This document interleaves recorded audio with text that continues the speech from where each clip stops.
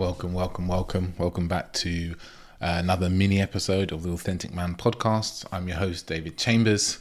I'm a men's dating, relationship, and intimacy coach, and I've been working with men for many, many years now and seen them with this particular problem around wants and needs.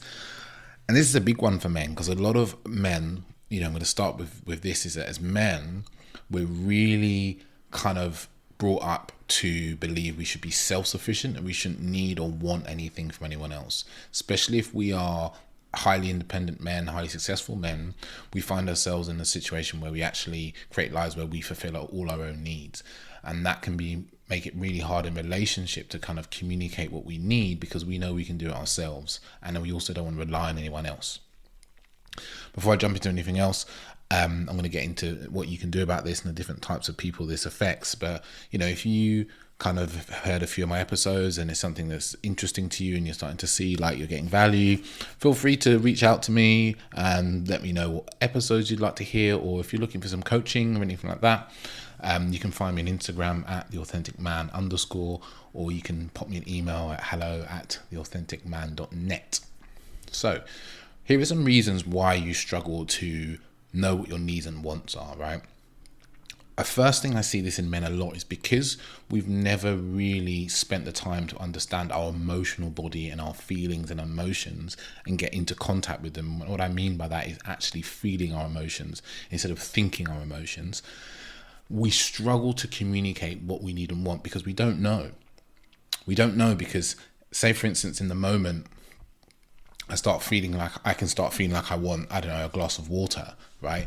If I'm not in contact with my body and my and this is a really simple example, if I'm not that in contact with my body and the thirst that grows in my body, I'm not going to know I need water until it's actually too late. And then I'm really thirsty and I feel like physically dehydrated and so forth. So it's a really simple example, right? But you need to be in contact with your emotions. You need to grow your emotional intelligence. And a lot of this, and I've said this in other episodes, you can go back, there's a wonderful episode I do with Dominic Qualuccio about emotional mastery. And this is a really central piece of my work in coaching and also my group programs, is helping men get in contact with emotions, because it is not a long process, but it's not something you're going to do overnight and you have to consistently do it. But that's one of the reasons why people struggle to know their needs. Another one is that we might have grown up in an environment where you had your needs ignored and suppressed, right?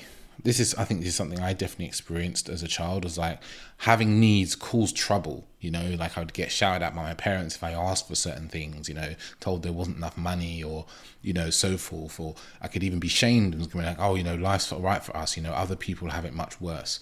That's another way why we sometimes struggle to know what our needs are, right? Another one is if we come from a culture where people aren't really allowed to say what they want and need, and that we kind of have to like hint, or other people have to read our minds and assume what we want, right? This can sometimes come up in certain types of religious household, for instance. That's another reason why we can struggle to know what we need. Another one is if we're so busy, and we've maybe grown up in households that are super busy, or we're just busy people now, just living that day-to-day life, like going to work, looking after the kids, making sure that, everything's in order financially and, that sort of thing, hitting the gym, that we don't really stop to ask ourselves what we want and need, right? It's a really important part. We don't stop to ask ourselves. And this comes into my coaching. A lot of these pieces come in to my coaching, especially this one, because a lot of men just like work, high-powered job, never really stop. And then one day they realize that they're really unhappy in their lives, and it's, it's a long way down. So those one of the reasons, right, that you might struggle to know what your needs are. So how do we start to like make a difference in this area? And this is going to be this is a quick fire episode, so I'm going through this stuff really quickly. The first thing is you have to realize you've got a problem, that you don't know what your needs are, or you're unable to express them in a way, right? Like this is the first thing, it's just acknowledging, like this is the current reality, this is the way it is, right? It's starting to just say, okay, I don't know what my needs and wants are. And this is something that I've had to do over the last few years, because I'm not always, again, I'm a very self-sufficient man. So I'll just do the things that I need quite unconsciously for myself. And then the next thing is to start working out what our needs are. And this takes some emotional capacity. It's like, what do you enjoy? What do you look for in your week that like makes you feel happy, content, grounded, and, you know, present. You know, for instance, I've started to realize like one of my needs is like some daily outdoor time. Like I'll go for a walk, for instance. Every morning I go for a walk. Meditation for me has become a need. You know, something I need virtually every day is to go and meditate. Something as well that I need is freedom and alone time. I really appreciate alone time. That's something that's become really important to me. What else is there? I think like before I go to bed is not having big conversations. That's definitely something that I want/need. You know, these are inside my relationship, for instance. Meaningful work is also something that's become really, really important to me actually the last kind of 4 or 5 years. Meaningful work, like doing something that's making a difference to the world, is something I really need. And these are, you know, there's some basic stuff that you need. And then I could tell you I have a whole load of relationship needs, like, you know, assuming the best with my communication, for instance, like not assuming that, you know, I'm trying to be an arsehole or anything like that, but assuming that I'm trying to solve the problem. Compassion is also a need inside of a relationship, right? These are just an example that I've come to, right? Another thing you can start to journey on is actually start like looking at the behaviors that you do for yourself, right? That could be fulfilling needs for you, like exercise. That's a need that you have. Like, I have a need for exercise. Like every week I'm doing yoga, I'm doing meditation. That's a big need for me. I'd say a need for me is to laugh as well, like in my relationship, right? A need for me is definitely personal growth and going away on retreats. I'd say that's like a need now. Like every year I probably go on 2 to 3 retreats and have done for the last 3 or 4 years. And you can also ask your friends, like, you know, what are your needs? And like start asking questions. People will start telling you what they are. Like maybe you've got a partner, you can ask her.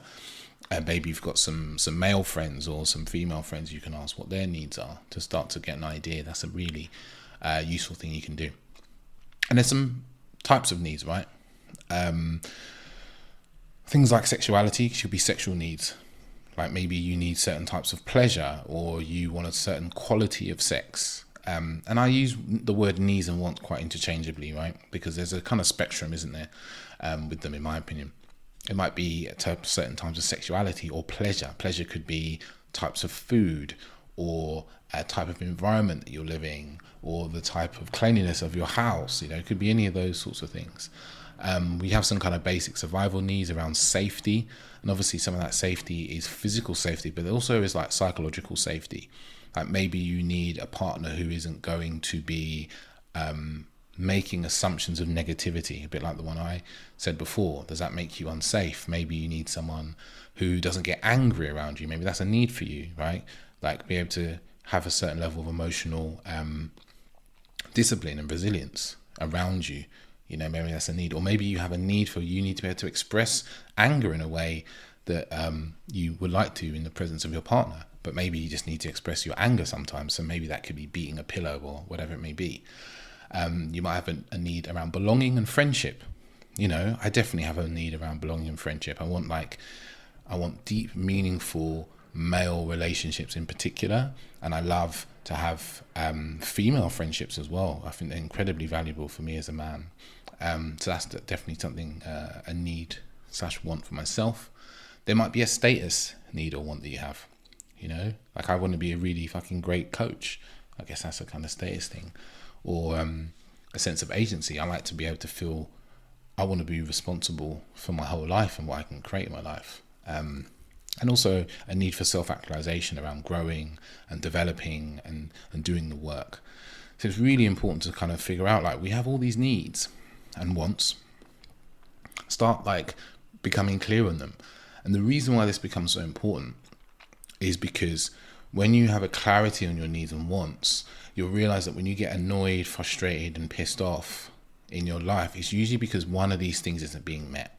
One of your needs isn't being met. One of your wants isn't being met, or something that's really important to you. And then you can communicate that with yourself. Or if you're looking, you're like, why am I feeling unhappy? What's not being met? And you may go through your list of needs and wants and see that, oh shit, I haven't exercised this week. That's what it is. But then you can also communicate that to a partner. who could start to help you meet your needs, and vice versa, right? Because if your partner isn't just there to meet your needs, you're also there to meet some of theirs. This enables a level of communication and depth in relationship that we're not always aware of. So it's like really important to get a clarity on it. And this is why a lot of men struggle in relationships, getting frustrated in a relationship and not being able to communicate it, because there's needs and wants they have, but they've never explored what they are, so they can't communicate to their partner. They get frustrated with their partner, but they can't put it into words what they're frustrated about. And then their partner can't do anything about it because they can't explain it and express it to their partner. And this is something I've done with numerous men, actually, is expressing this, helping them express this into words, their needs and wants. So their partner has clarity and they have clarity, and they can talk about it and get their needs met, or meet them alone, depending on the sort of needs they are. So it's just really important to kind of look at that, asking yourself, like, what quality of life do you want? Maybe that can help you get to your needs. What kind of dreams you have for yourself, times when you felt most happy as well, happy and joyful. That can help you also get to some of what your needs and wants are. Maybe just think of a time where you felt super happy and joyful. For myself, it was when I was probably traveling. There's a moment when I was in a city called Cartagena in northern Colombia, and I was in a hostel. I think it was called like One Stop. I can't quite remember. And I walked out in the morning, and I stood outside the hostel, and I went and smoked a spliff, actually, brutally honest. And I was just like, this was probably 6 or 7 years ago now. And I was just like, I have nothing I have to do, but I have plenty of time to do whatever I want to do. I had freedom. I had incredible freedom of time and energy, and I could just take my time doing what I wanted. And there's a time for me that I felt really free, very happy. So I know that freedom is something very important to me. And, so it's really important to like go back to moments of your life, and you can take the essence of it, right? What is it that was there? This can help you get to your wants and needs, and then communicate that to a partner. Like I've communicated that to also that freedom is really important to me. It's something that me and her have talked about a lot, because it's something that is important to me. And if you can communicate to a partner, they can be aware, and they can help you with that, and they can meet that need for you where they can. So this is why needs are so important, because without them, sometimes we can live very unhappy lives, unaligned lives, but also our relationships can be out of alignment if we don't get clear on them in a way that we can communicate that to the person that we care about and that we love. So that's a really concise. I could probably do an episode for a good hour and a half on this, and I probably might do it at some point. This is just a short one for you to get into. If this has been useful and this is a sort of work that you can see you need, or maybe there's something else that surfaced from this conversation that you want some guidance and help with, please feel free to reach out. As I said before earlier, you can catch me at @theauthenticman_ on Instagram, or you can message me hello@theauthenticman.net. I'm always open to people looking for coaching, but also if you just have any questions or any comments or anything like that about the episode or about the podcast in general. And also pay it forward. If you know someone that could really do with this message, it might be a partner, it might be a friend, it might be, all sorts of people. Don't be scared to send them a podcast episode, because this is how we actually show love, through like caring for someone's welfare and what they need and want in their lives, instead of worrying about how they might take it and so forth. Believe that the people you know are powerful individuals that can see the good in what you're trying to do for them and help them with.